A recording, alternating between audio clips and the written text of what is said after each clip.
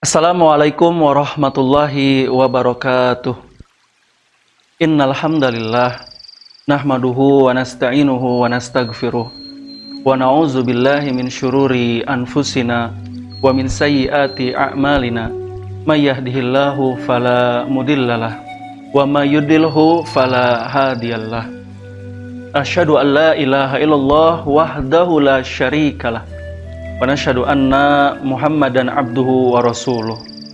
Allahumma salli wa sallim wa barik ala nabiyyina Muhammadin wa man tabi'ahum bi ihsanin ila yaumiddin. Wa qala Allah ta'ala fi kitabihil karim, a'udzu billahi minasy syaithanir rajim. Bismillahirrahmanirrahim. Ya ayyuhalladzina amanu taqullaha haqqa tuqatih wa la tamutunna illa wa antum muslimun. Ya ayyuhan nasu taqu rabbakumul ladzi khalaqakum min nafsin wahidah wa khalaqa minha zawjaha wa batha minhuma rijalan katsiran wa nisaa'a wattaqullaha alladzi tasaaluna bihi wal arham innallaha kana 'alaikum raqiba. Ya ayyuhalladzina amanu taqullaha wa qulu qawlan sadida yuslih lakum a'malakum wa yaghfir lakum dhunubakum wa may yuti'illaha wa rasulahu faqad faza fawzan 'azima. Ibu bapak di rumah dan anak-anak yang Pak Agus sayangi, segala puji hanya milik Allah Subhanahu wa taala.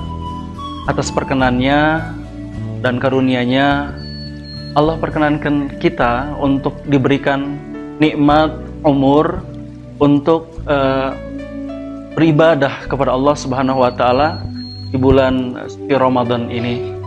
Tidak ada satu kebahagiaan di hati kita sebagaimana doa-doa yang telah kita panjatkan.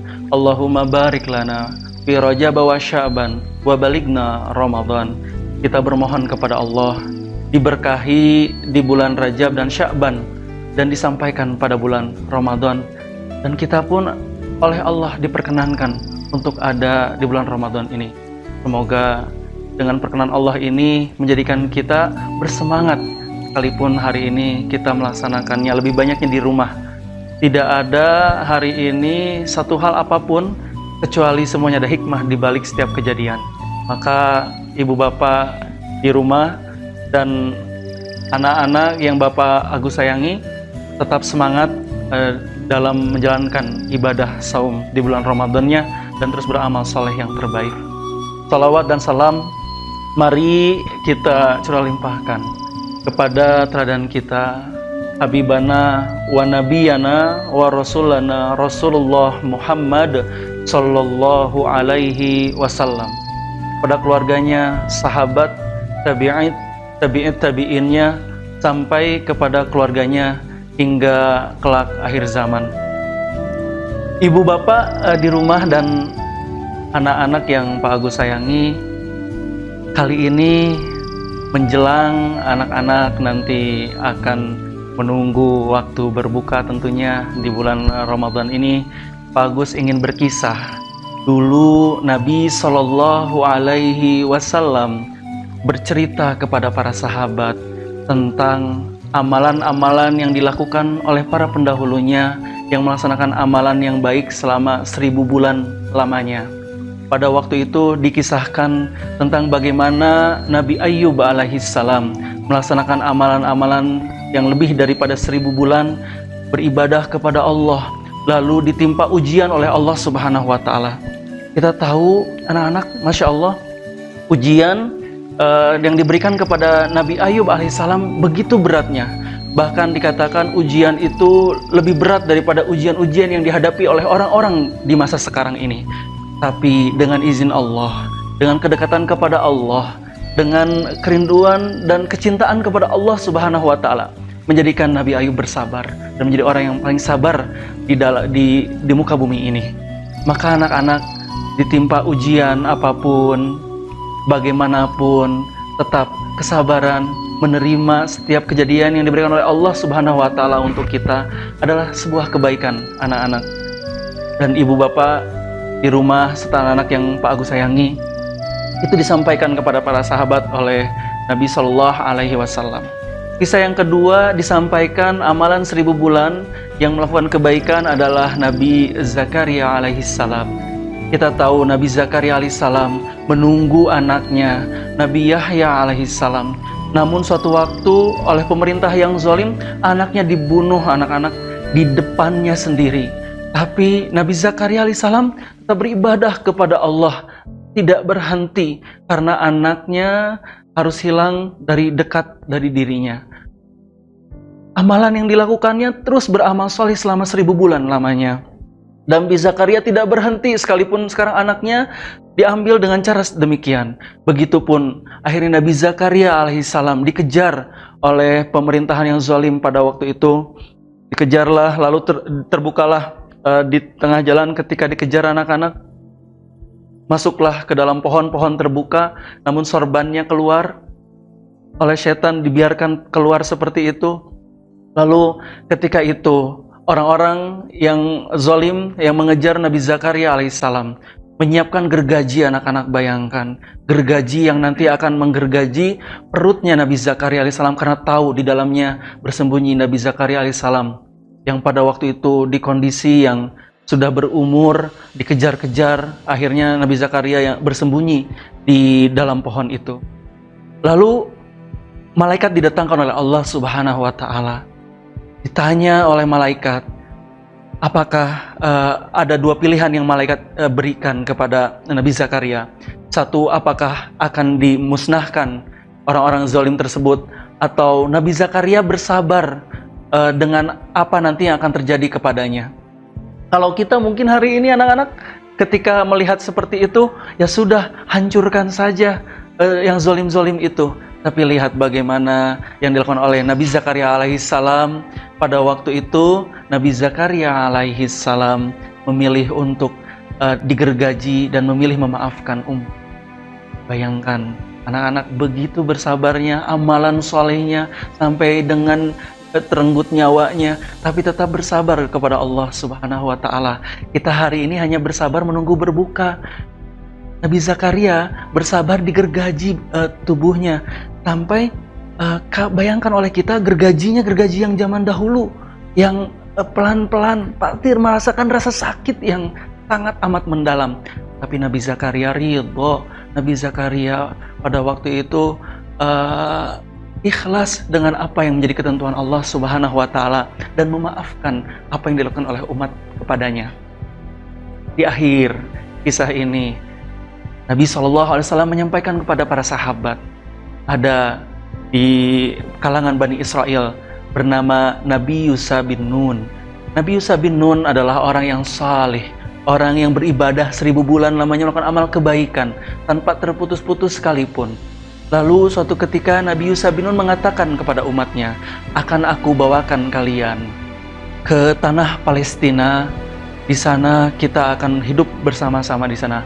Namun di sana pun Nabi Yusa mengatakan, Bapak Ibu pemirsa di rumah dan anak-anak yang Pak Agus sayangi, di sana dikatakan bahwa Nabi Yusa bin Nun akan membawa sebelum terbenamnya matahari. Nah, di tengah perjalanan ternyata Nabi Yusa bin Nun dan umatnya dihadang.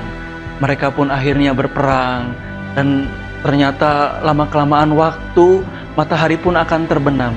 Ingat anak-anak, kata-kata Nabi adalah benar. Maka pada waktu itu Nabi Yusa bin Nun berdoa kepada Allah, ya Rob, aku telah berjanji kepada umatku akan membawa mereka sebelum terbenamnya matahari. Sedangkan hari ini kita masih berperang ya Rob.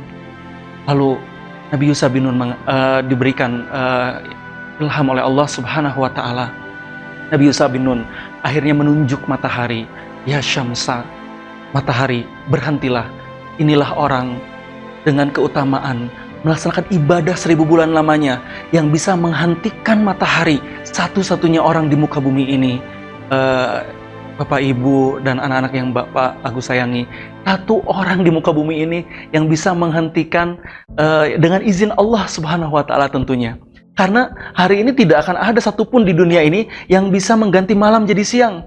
Karena tidak ada satupun hari ini yang bisa memindahkan matahari terbit dari barat lalu terbenam di timur, dan tidak ada satupun di muka bumi ini kecuali Allah Azza wa Jalla Jalaluh yang maha berkuasa atas segala sesuatu. Maka anak-anak, bersyukurlah karena kita masih sehat, karena kita masih ada dalam kebaikan.